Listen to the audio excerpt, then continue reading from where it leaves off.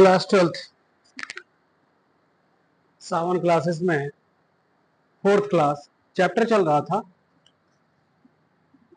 5 chapter, जिसमें हम लोगों ने 5.3 तक कंप्लीट कर लिया है। अब जो फंक्शन आने वाला है वो है एक्सपोनेंशियल का है और लॉग का है, लॉगरिथमिक का है, लॉग बोलते हैं।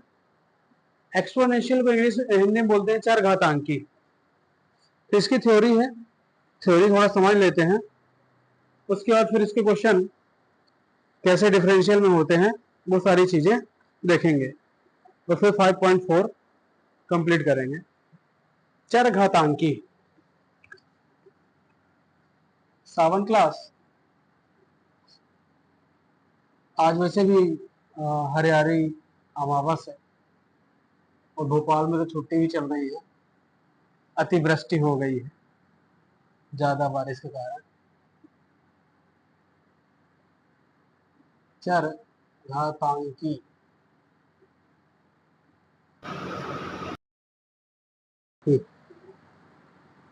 और लघुगणकी फलन।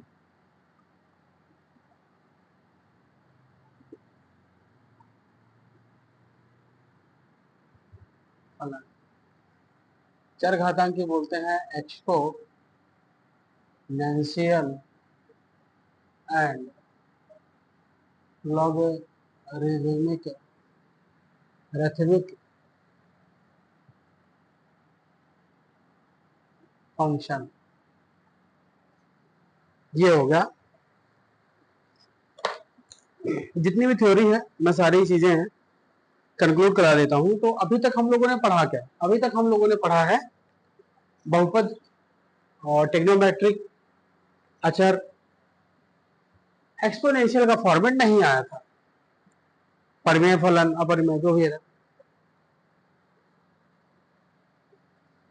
तो सबसे पहले चरघातांकी पढ़ लेते हैं, फिर लघुगणक को पढ़ेंगे और जो भी साथ में कॉन्सेप्ट होंगे वो सारी चीजें करते चले जाएंगे।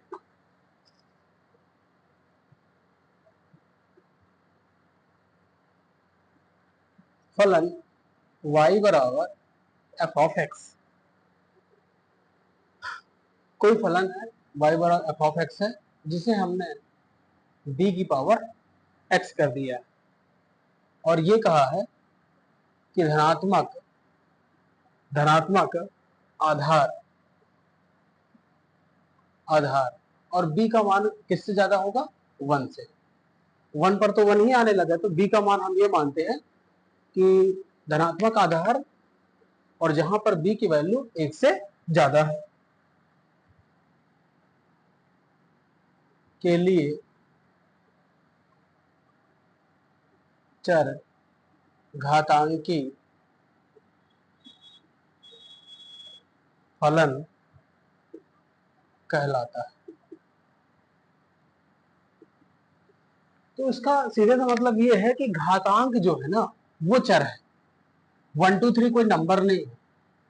जो कोई नंबर है तो अंक की पावर जो है वो चर संख्या है, जिसे हम एक्स वाई जेड के रूप में डिनोट करते हैं।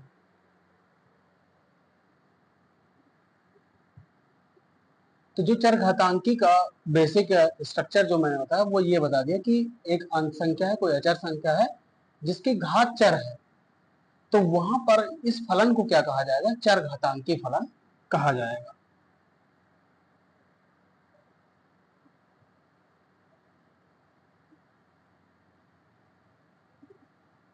ये सारे ऑब्जेक्टिव में क्वेश्चन बन सकते हैं, इसलिए मैं करा देता हूं।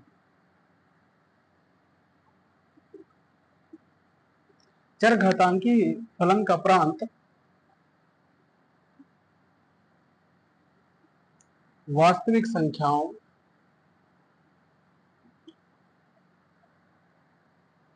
का समुच्चय आर होता है। आर मतलब रियल नंबर होता है।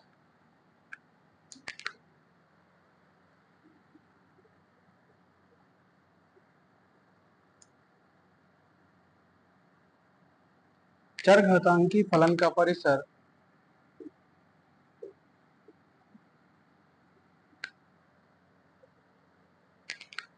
परिसर समस्त धनात्मक वास्तविक, ये सही जोड़ी सत्य सत्य ये खाली स्थान में कहीं पूछा जा सकता है बोर्ड पेपर का समुच्चय होता है।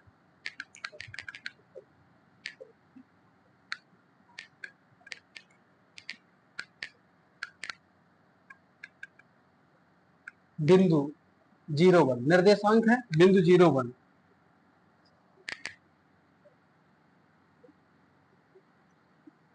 चरघातांकी फलन के आलेख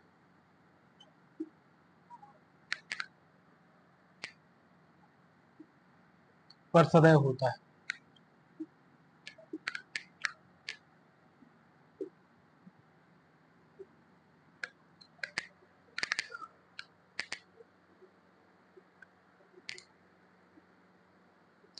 तो जो जो भी इसका आलेख बनेगा वो बिंदु 0,1 पर रहेगा, है ना। तो बोला गया चरघातांकी फलन के आलेख पर सदैव होता है। बिंदु कोई 0,1 है, चरघातांकी फलन के आलेख पर सदैव होता है। तो ये थोड़ा सा कॉन्सेप्ट याद रखना है। तो बिंदु पूछा जा सकता है।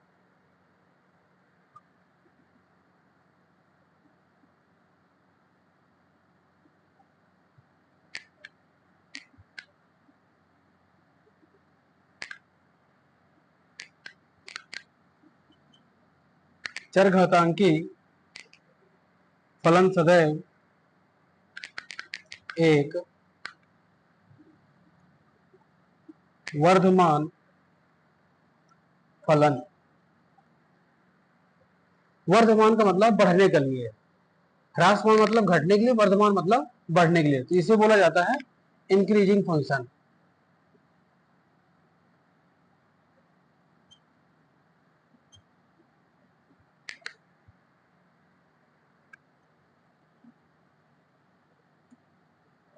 इंक्रीजिंग फंक्शन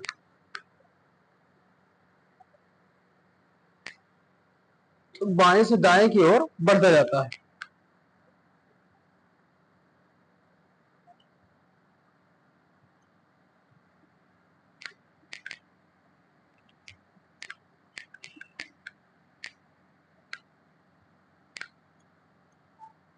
चरघातांकी फलन एक वर्धमान फलन होता है, इंक्रीजिंग फंक्शन होता है, बढ़ते जाएगा। कैसे बढ़ेगा? बाएं से दाएं बढ़ते जाते हैं। तो आलेख क्या होगा? आलेख ऊपर उठता जाता है, आलेख ऊपर उठता जाता है, आलेख ऊपर उठता जाता है। लास्ट पॉइंट है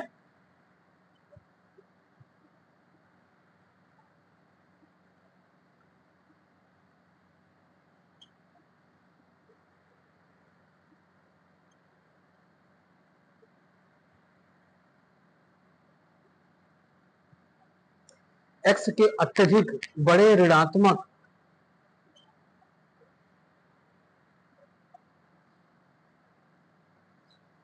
मानों के लिए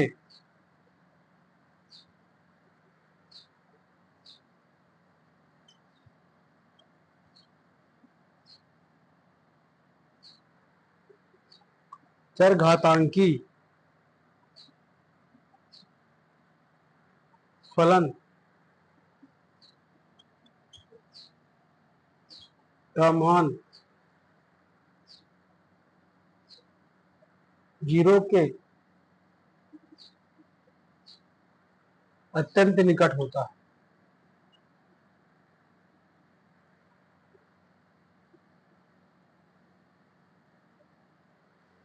x के अत्यधिक बड़े ऋणात्मक मानों के लिए चरघातांकी फलन का मान 0 के अत्यंत निकट होता है।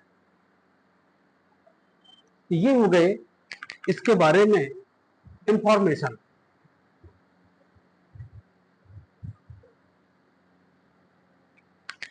चलो, ये हो गए इसकी जो विशेषताएं थी अब थोड़ा सा इसका ग्राफ समझ लेते हैं, फिर आगे बढ़ते हैं, ताकि एनसीईआरटी बुक का जो थ्योरी है थोड़ी बहुत समझ में आने लगे। और इसमें हमने फलन लिया था, फंक्शन लिया था जो y is equal to F of X, y is equal to F of X. और यदि फंक्शन ऑफ x जो है वो x ही हो, या फिर एक्स स्क्वायर हो, या फिर x3 हो, या फिर y is equal to x5 हो, या फिर y is equal to x power 10, इसी तरह से आगे बढ़ेगी। तो जैसे जैसे घात बढ़ती है, जैसे जैसे घात बढ़ेगी, वक्र फॉर्म होगा और उसकी प्रवणता भी बढ़ती जाएगी। घात में वृद्धि, प्रवणता में वृद्धि। घात में वृद्धि तो प्रवणता में वृद्धि हो जाएगी, और जैसे जैसे घात बढ़ती जाएगी, प्रवणता की जो वृद्धि है वो ना तेज होती जाती है। देखो कैसे,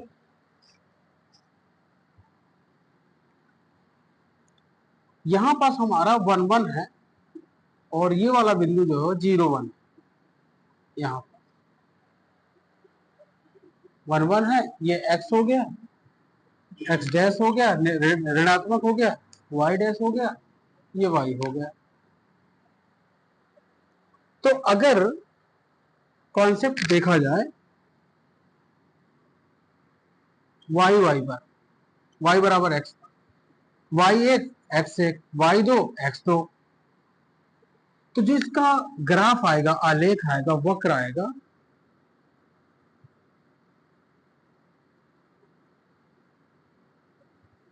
ऐसे होकर के जाएगा। इससे क्योंकि घात एक है, और हम लोग 9वीं 10वीं से पढ़ते ही आ रहे हैं कि रैखिक ग्राफ बनता है जब घात एक होती है।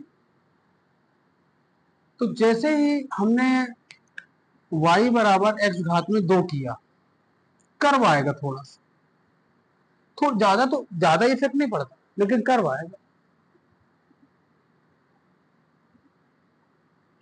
अब इसकी दिशा बदल गई,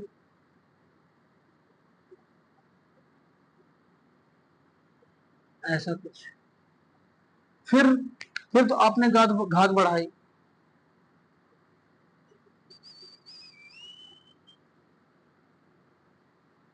अभी प्रवणता यहां पास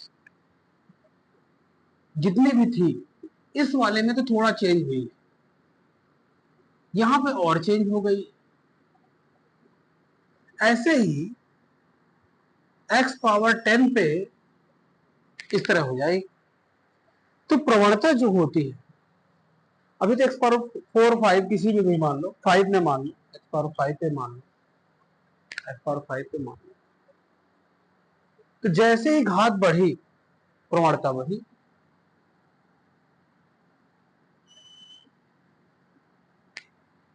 तो ये जो बना है ग्राफ, ये y पावर x पावर 10 का है।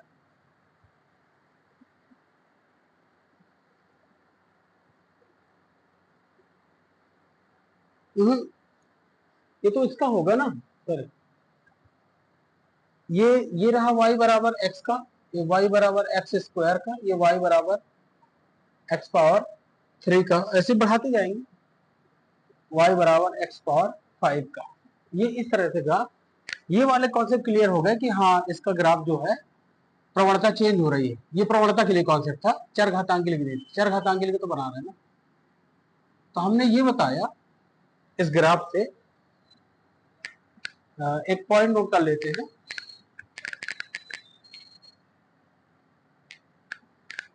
एक पॉइंट नोट कर लेते हैं, इंपॉर्टेंट है।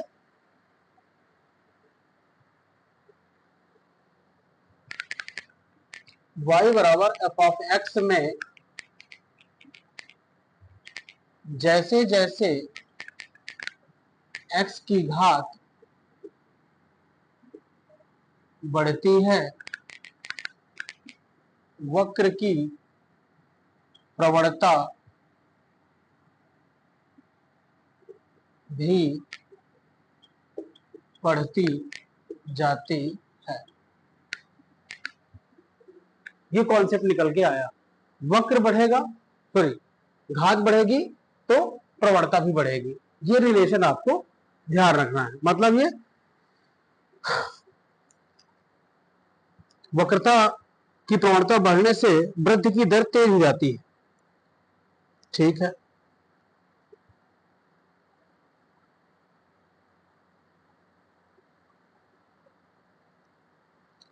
हाँ,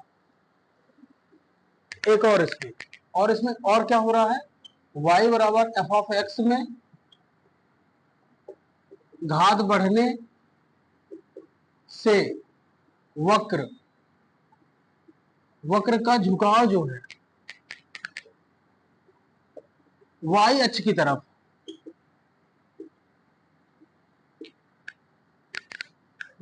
y equal to F of X में घात बढ़ने से वक्र का झुकाव y अक्ष की तरफ होता जाता है, y अक्ष की तरफ होता जाता है, y अक्ष की तरफ होता जाता है, झुकता जाएगा।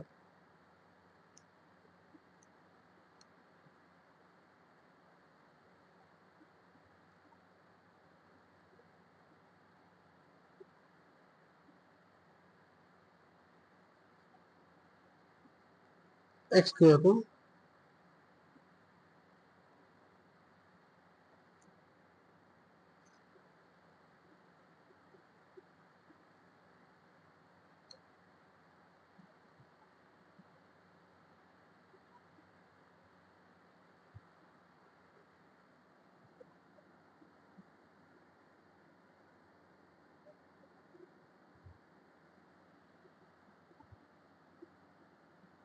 क्लियर ना।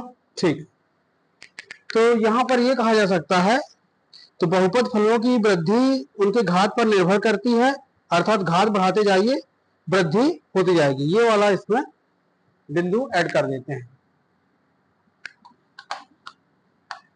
बहुपद फलों की वृद्धि उसके घात पर निर्भर करती है।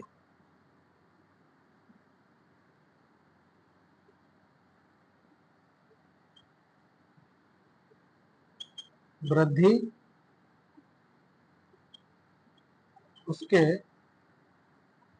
घात पर निर्भर करती है। तो ये जो ग्राफ बना हुआ है ये यहां से होके जाता है, 0 1 से हो, ऐसा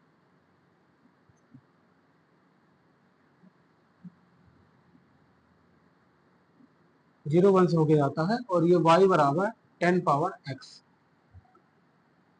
y बराबर 10 पावर x, क्योंकि आधार जो लिया गया है वो 10 है और घात जो है वो x है। मतलब आधार जो है b का मान जो था उसे 10 ले लिया गया।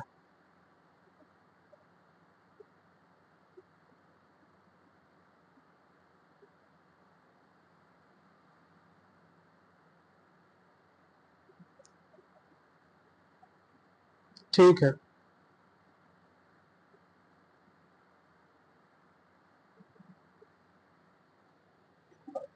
तो इसके लिए ऐसा लिखा जा सकता है, फंक्शन f ऑफ x घात में x घात में n,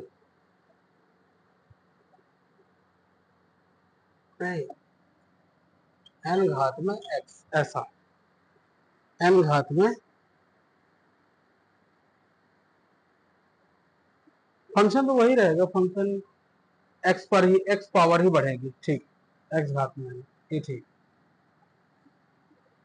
x घात में, ये इसके लिए क्लियर।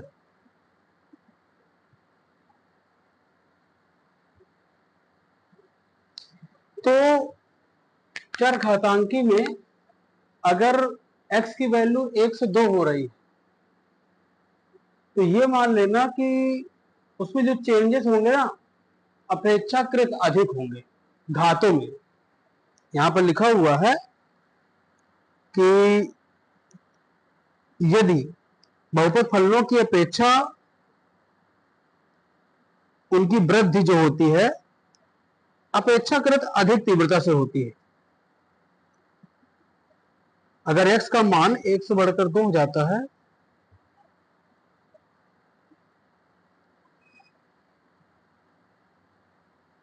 तो f ऑफ 10 का मान जो है,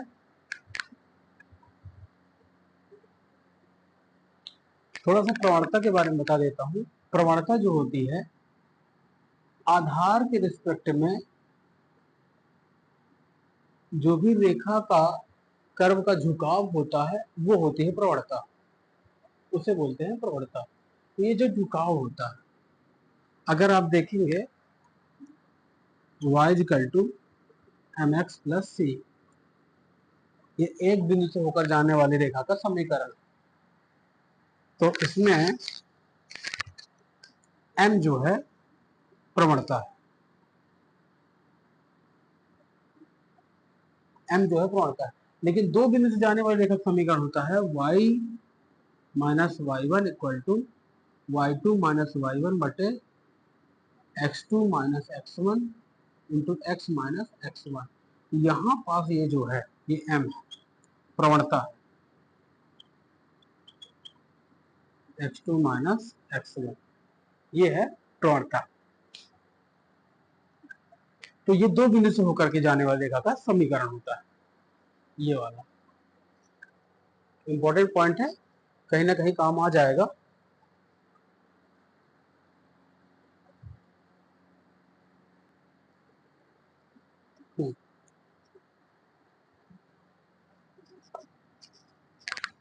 तो अब हम लोग थोड़ा सा चरघातांकी का सीरीज देख लेते हैं।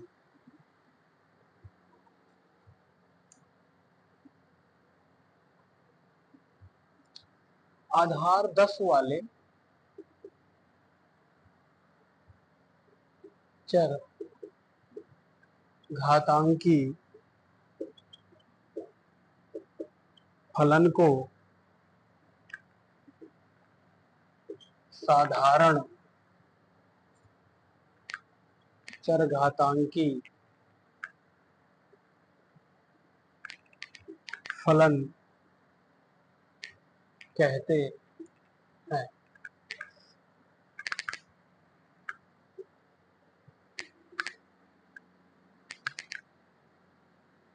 आधार 10 वाले चरघातांकी फलन को साधारण चरघातांकी कॉमन एक्सपोनेंशियल फंक्शन बोलते हैं इंग्लिश में, कॉमन एक्सपोनेंशियल फंक्शन। इसकी सीरीज जो होती है ये one plus one upon one factorial, one upon two factorial, one upon three factorial, ये इनफाइनाइट हो जाती है, बढ़ती जाती है। हाँ, इसका मान जो होता है e का मान, e फॉर एक्सपोनेंशियल, e का मान 2 और 3 के बीच में होता है, 2 और 3 के मध्य होता है, 2 और 3 के मध्य होता है।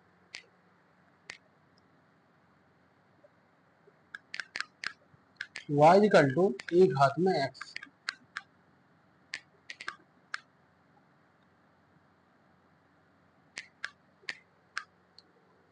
इसका एग्जाम्पल अगर इसमें लिखना हो तो y इक्वल टू 10 घात में x, y equal to e घात में x प्राकृतिक चरघातांकी फलन है। मतलब ये कह सकते हैं कि आधार ई वाले चरघातांकी फलन को प्राकृतिक चरघातांकी फलन कहते हैं।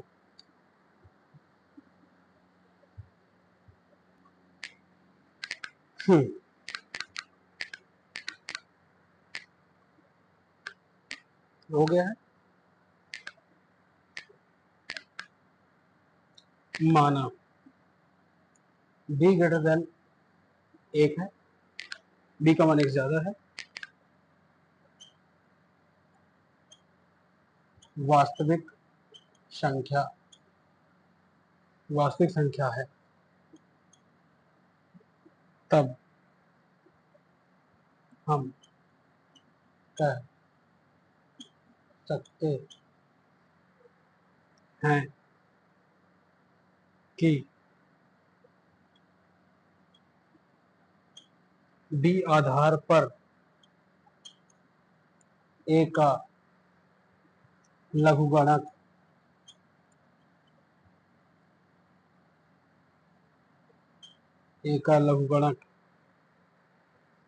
एक्स है। ए का लघुगणक एक्स है। चर घातांकी से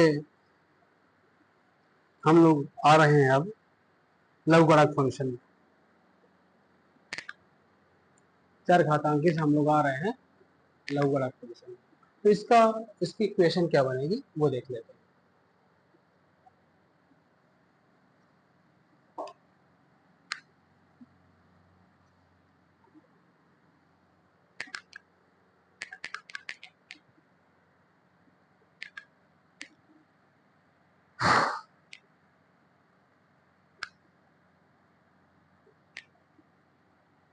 यदि b घात में x, क्योंकि बोला है एक वास्तविक संख्या है, हम कह सकते हैं कि b आधार पर a का लघुगणक x है।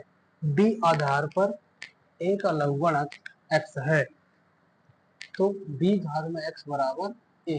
अब लिखते हैं लघुगणक। इसे लिखा जाएगा x इक्वल टू लॉग आधार b संख्या a। ये जो लिखा हुआ है इस स्टेटमेंट को कंप्लीट करता है। b आधार पर a का लघुगणक x है, तो b घात में x बराबर a, x equal to log b a। ये कॉन्सेप्ट हमें समझना पड़ेगा, ये कॉन्सेप्ट आपको समझना होगा।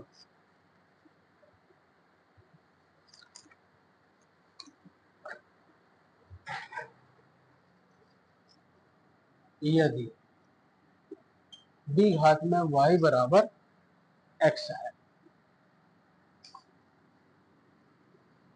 b घात में y बराबर x है, तो क्या बनाएंगे? log b x बराबर y, log b x बराबर y। ये एकदम क्लियर होना चाहिए। लघुगणक का कॉन्सेप्ट क्या है कि अगर आपके पास कोई भी दोनों पक्षों में लॉग लेना, जब दोनों पक्षों में लॉग लिया जाता है तो यहाँ पे जब चर संख्या होती है घात में और ये नंबर होता है तो ये आधार हो जाता है और ये इक्वल हो जाता है। तो यहाँ से हमारे पास कॉन्सेप्ट समझ में आ जाएगा। ये दोनों कॉन्सेप्ट सेम है, ये सेम ही कॉन्सेप्ट है। इक्वेशन अलग अलग है तो लघुगणक का फंक्शन अलग अलग दिखेगा, बाकी जो एप्लीकेशन लगा हुआ सेम लिखा है। इसमें x यहाँ लिखा हुआ है, इसमें y यहाँ लिखा हुआ है, दोनों सेम। अब देखो, इफ b इक्वल टू 10 आधार b इक्वल टू, ये हो जाएगा log 10 x equal to y, log 10 equal to y, ठीक है। और दूसरा if b equal to e आधार,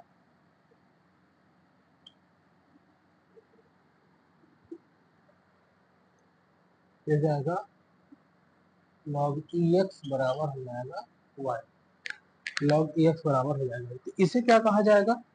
आधार 10 है, तो इसे बोला जाएगा साधारण लघुगणक।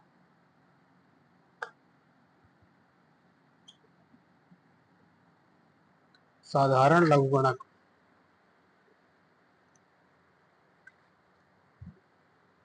और इसे बोला जाएगा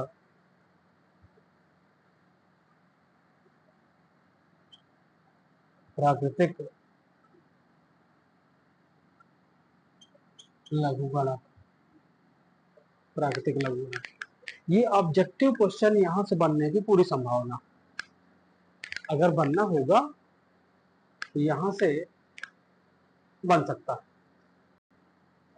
चलिए, तो हम लोग लघुगणक की तरफ एंटर हैं। चरघातांकी वाला काम हो गया है, लघुगणक पे चल रहे हैं,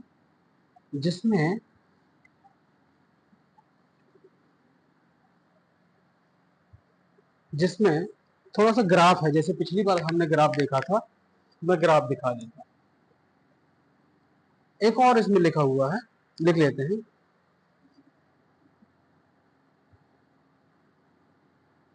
प्राकृतिक लघु गणक को एलन से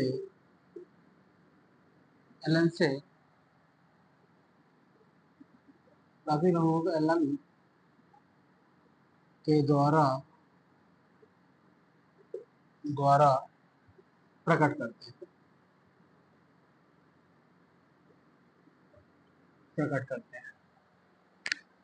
प्राकृतिक लघुगणक को एलन के द्वारा प्रकट करते हैं। ये हो गया। अब इसका ग्राफ देख लेते हैं, फिर देखते हैं क्या। ये x हो गया, ये y हो गया, और ये x डैश हो गया, ये y डैश। समझिए, जिस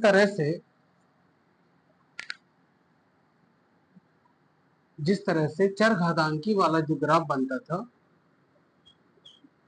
वो 0 1 पर बनता था, और हमने इसे y बराबर 10 घात में x लिखा था। वैसे ही जो लघुगणक का होता है वो 1 0 पर बनता है।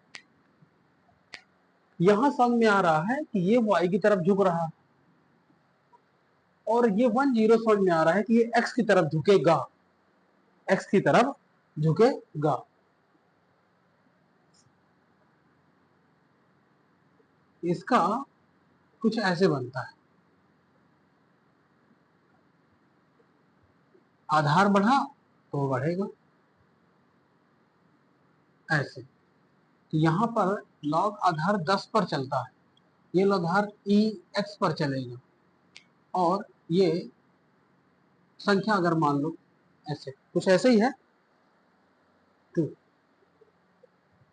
y बराबर, सभी तो y बराबर है। तो आपको ये समझ में आया कि ये x से दूर हटता है, और जो आलेख बनता है वो 1 0 पर बनता है। तो हो सकता है कि ऑब्जेक्टिव क्वेश्चन बन जाए कि लघुगणक का जो आलेख है उसके किस निर्देशांक पर बनते हैं। एक्स अक्ष पर बनते हैं और 1 0 पर बनते हैं। और जो चरघातांकी का है, ये है चरघातांकी का, ये है चरघातांकी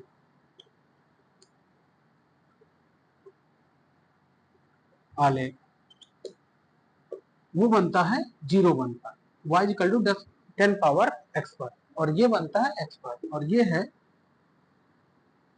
लघुगणक आलेख।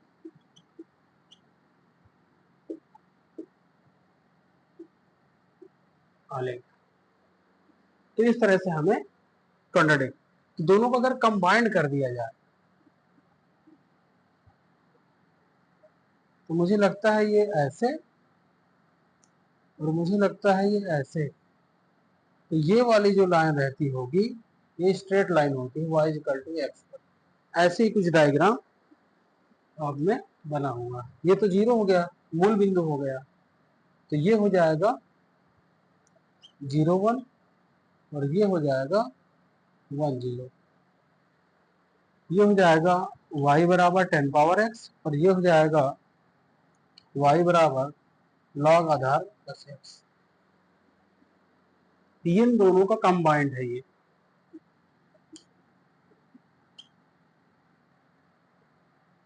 इन दोनों का कंबाइंड है।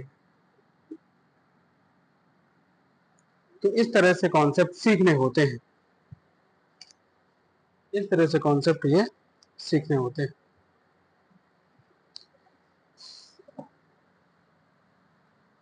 तो y घात में इसको जैसे अगर e वाले में चेंज करोगे तो e चेंज हो जाएगा, ये थोड़ा सा e वाला उड़ जाएगा, ये थोड़ा सा e की तरफ। अगर मैं ये बोलूं e y equal to e घात में x, तो ये भी हो जाएगा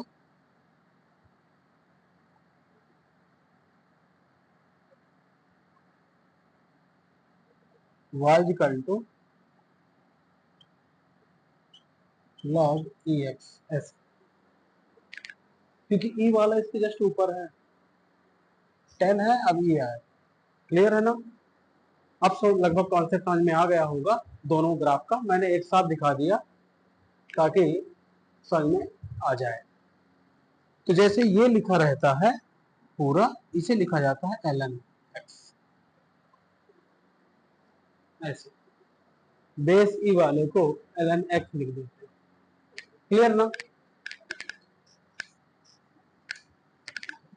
अब इसकी भी कुछ विशेषताएं हैं लघु गुणक की, वो भी लिख लेते हैं, और फिर इनके जो नियम है, लघु गुणक के नियम जो है वो नियम लिख लेंगे।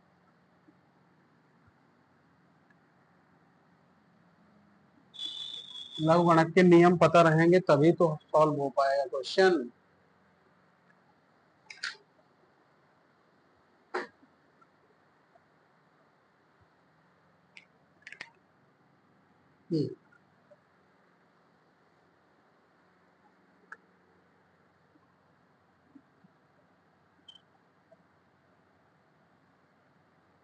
लघु गणकीय फलन का प्रांत r पॉजिटिव है, होता है,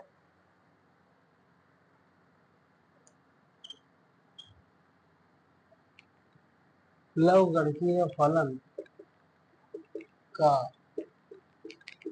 परिसर वास्तविक संख्याओं का समुच्चय है।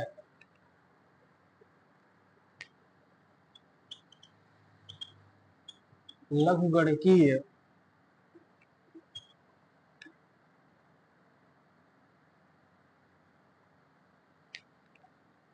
इसमें ऐसे लिखेंगे, बिंदु 10 लघु गणकीय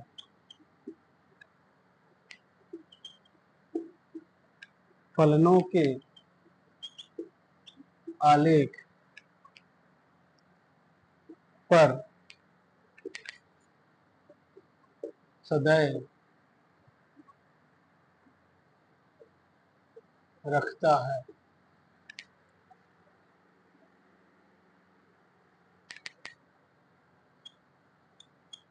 लघु गणकीय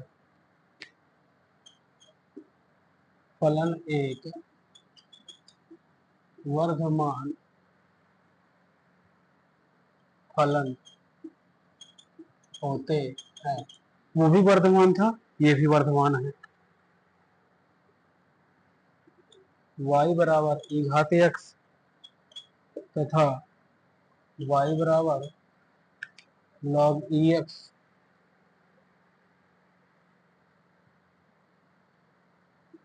जिनमें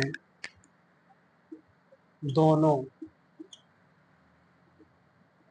के वक्र अभी बनाए थे, y बराबर x में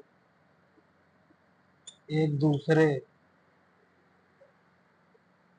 के दर्पण प्रतिबिंब हैं, और इस तरह से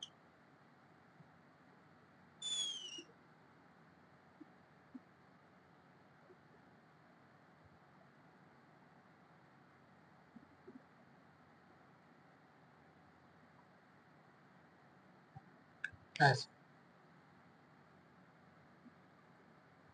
a y बराबर x।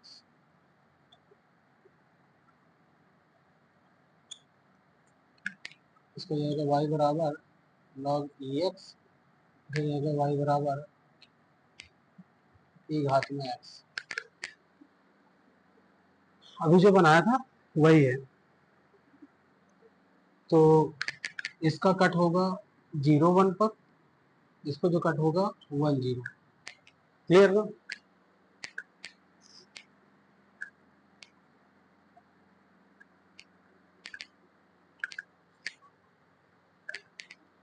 नोट कर लो,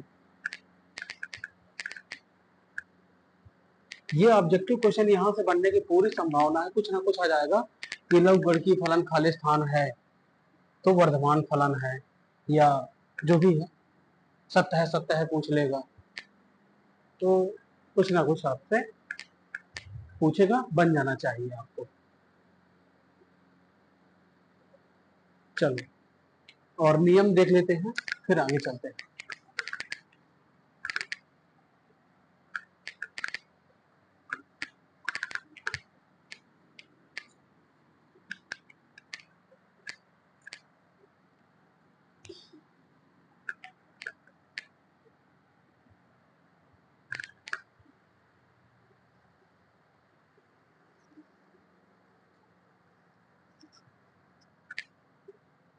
लघुगणक के नियम है,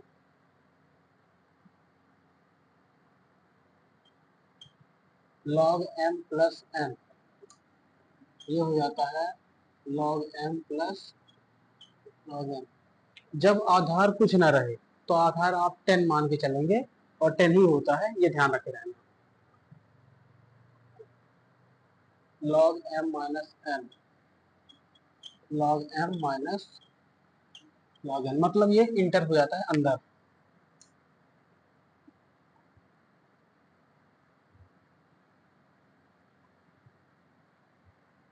ये कुछ गड़बड़ हुआ है क्या? यहाँ मुझे लगता है प्लस वाला, इंटू वाला प्लस में होता है, ये ऐसा इंटू वाला प्लस में होता है, और जो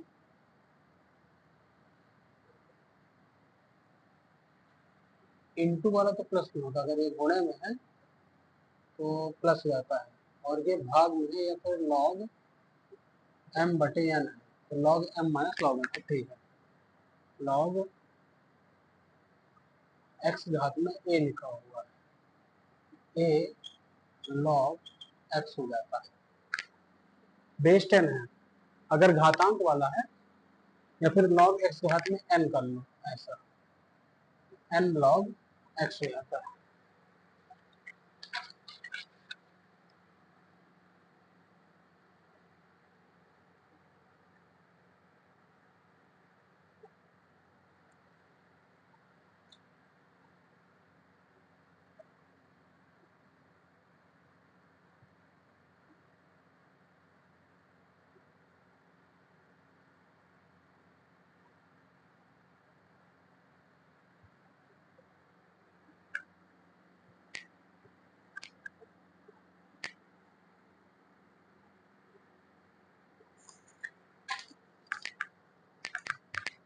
तीसरा हुआ, चौथा log base a, base a t है, अलग अलग बेस में वैल्यू को बदला जा सकता है, base b, log base b, और ये a, ठीक है, एक ही नहीं है,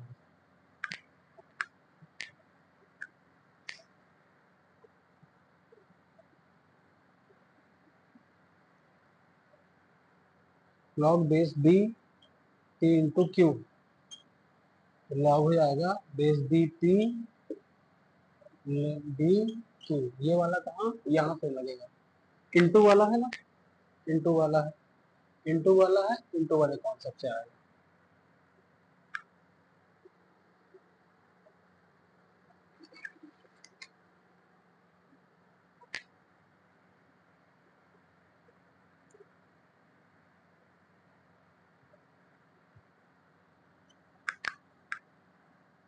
बेस b है टी स्क्वायर, तो 2 आगे आ जाएगा, log डी टी, ये वाला नियम कहाँ लगेगा, इस वाले में लग जाएगा। सब नियमों का खेल है।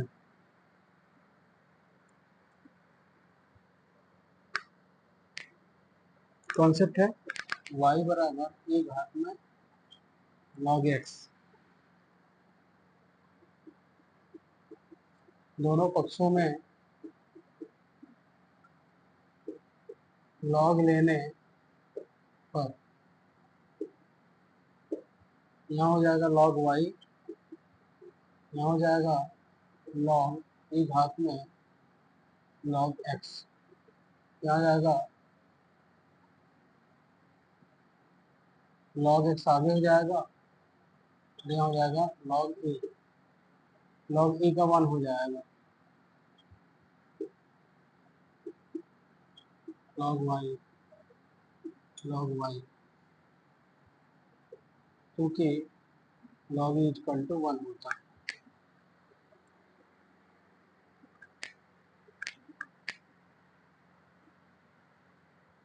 और दोनों पक्षों में एंटी लॉग, ये एंटी लॉग मतलब इनवर्स वाला होता है, तो एंटी लॉग बोलते हैं। एंटी लॉग लेने पर, एंटी लॉग लेंगे तो y बराबर x हो जाएगा, y बराबर x हो जाएगा।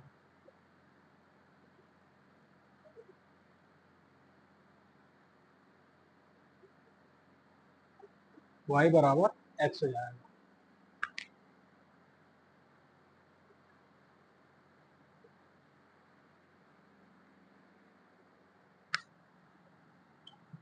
अतः x बराबर e घात में log x केवल x के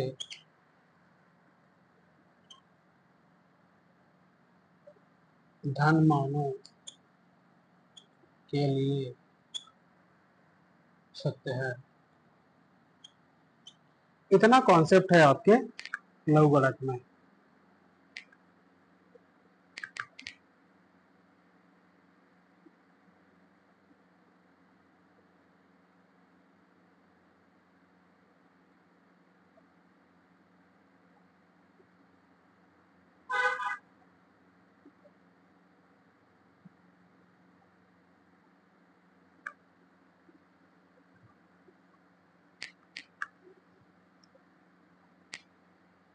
क्लियर, नोट हो गया।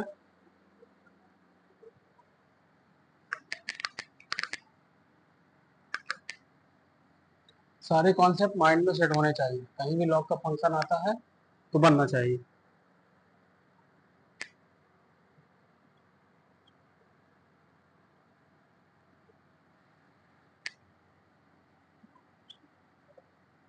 लघुगणकीय अवकलन y equal to F of X, और जो एफ ऑफ एक्स है वो क्या है, यू एक्स घात में वी एक्स।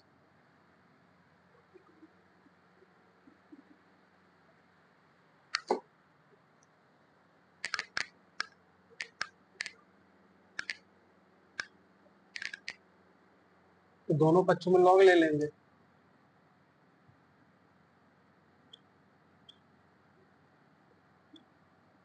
लॉग लेने पर आधार को क्या रखेंगे, ई आधार पर। आधार क्या है, ई आधार। यहाँ हो जाएगा log y, यहाँ हो जाएगा log dx, ये तो log y ही रहेगा, ये हो जाएगा तो dx हो जाएगा इंटू log ux हो जाएगा। ये फर्स्ट फंक्शन और सेकंड फंक्शन से सॉल्व होगा, फर्स्ट फंक्शन और सेकंड फंक्शन से सॉल्व होगा। x के सापेक्ष अवकलन अगर ऐसा करेंगे, d upon D X log y, इसे हो जाएगा d अपॉन डी एक्स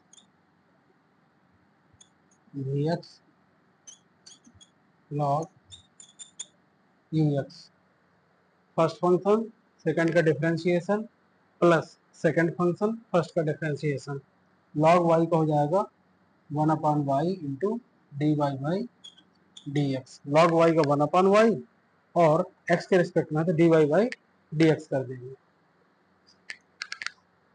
यहाँ देखो क्या हो जाएगा, फर्स्ट फंक्शन सेकंड का डिफरेंशिएशन तो 1/, डायरेक्ट लिख देते हैं ना, फर्स्ट फंक्शन सेकंड का differentiation 1/dx plus second function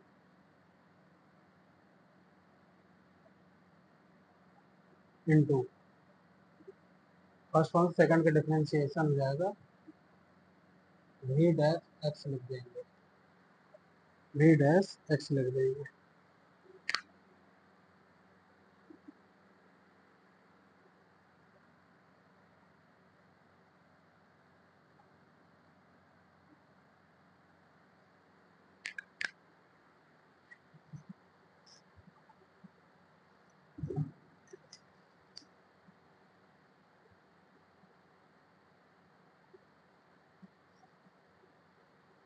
पता नहीं क्या गड़बड़ हो रहा है।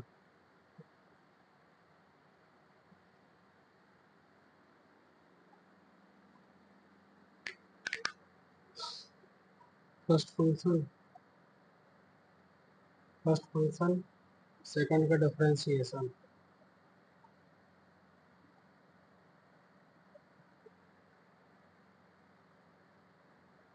प्लस सेकंड फंक्शन फर्स्ट का डिफरेंशिएशन।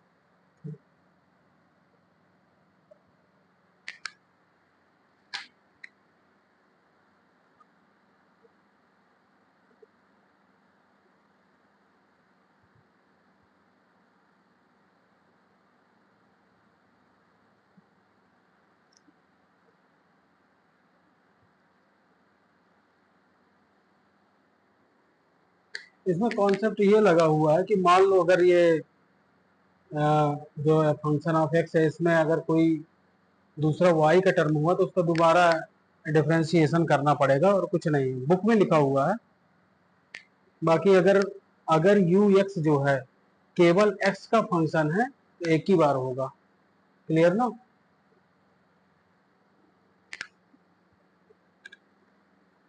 फर्स्ट फंक्शन सेकंड का differentiation log you function of x था, तो इस फंक्शन में ना बहुत सारी चीजें हो सकती हैं तो इसलिए उसने दोबारा कर दिया कि उसका पुनः डिफरेंशिएशन ऐसा, बाकी कुछ है नहीं उससे मतलब। ये चीज समझने वाली है कि फर्स्ट फंक्शन सेकंड का डिफरेंशिएशन लॉग यू एक्स का 1/u(x) होता है, ठीक है। और यदि इस फंक्शन ऑफ एक्स के अंदर वाई वाला टर्म है या फिर कोई दूसरा टर्म है तो उसका भी डिफरेंशिएशन होगा, इसलिए इसने कर दिया। यहाँ से आएगा 1/y का इंटू वाई।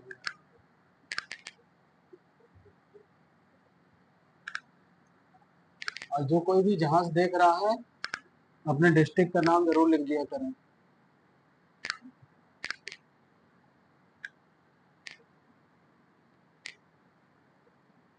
ये हो जाएगा अवकलन।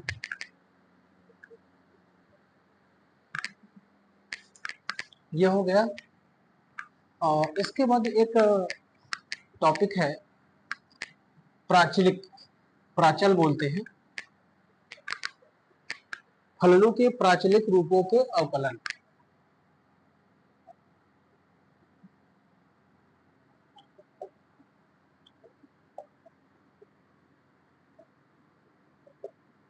के अवकलन देखो ये क्या है,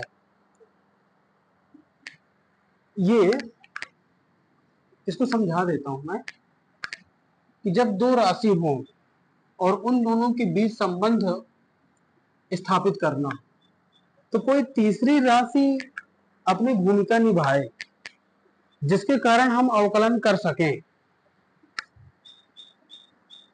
तो दो राशियों के मध्य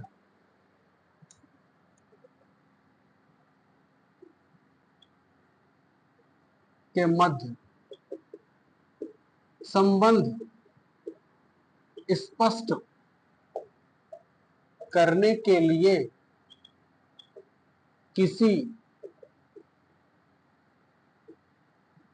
तीसरी राशि का प्रकट करना हो तो। दो राशियों के मध्य संबंध स्पष्ट करने के लिए किसी तीसरी राशि का प्रकट करना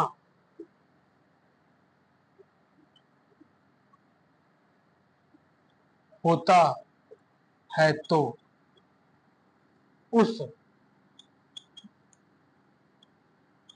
तीसरी राशि को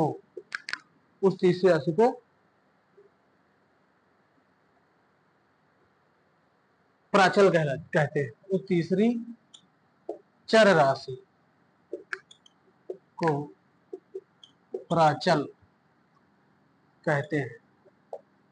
पैरामीटर, प्राचल को पैरामीटर बोलते हैं।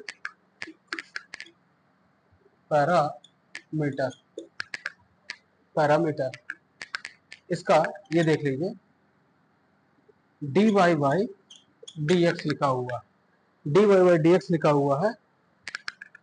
तो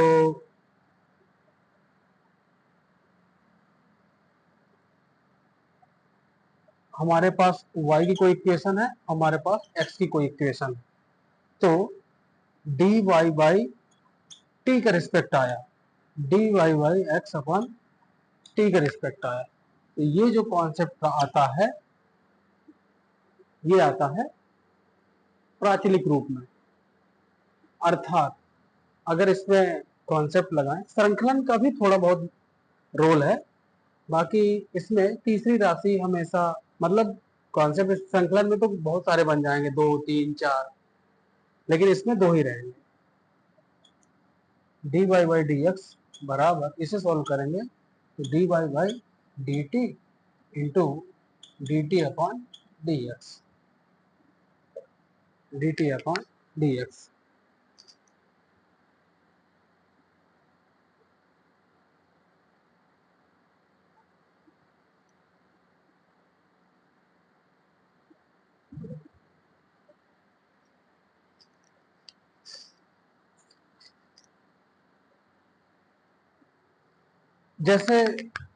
जैसे ये बता दूं, ये तो इसी का हो गया।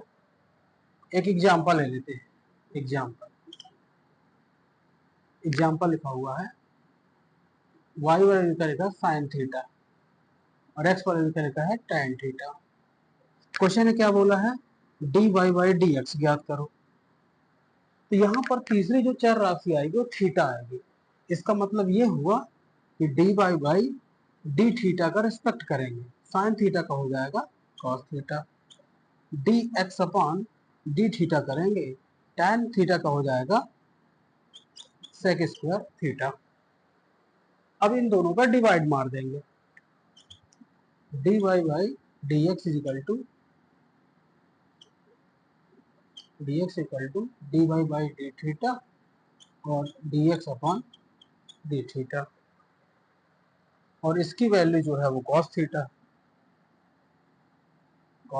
और इसकी जो वैल्यू है वो है sec स्क्वायर थीटा। तो इस तरह से dy बाई dx की वैल्यू डायरेक्ट हो जाती है। समझ में आया क्या? कॉन्सेप्ट अगर समझ में आ गया तो आप लोग 5.6 को भी निपटा लेंगे। अब मैं 5.5 और 5.4 इन दो को निपटाऊंगा। तो 5.4 पहले होगी, फिर 5.5 होगा, तो फिर 5.6 होगा।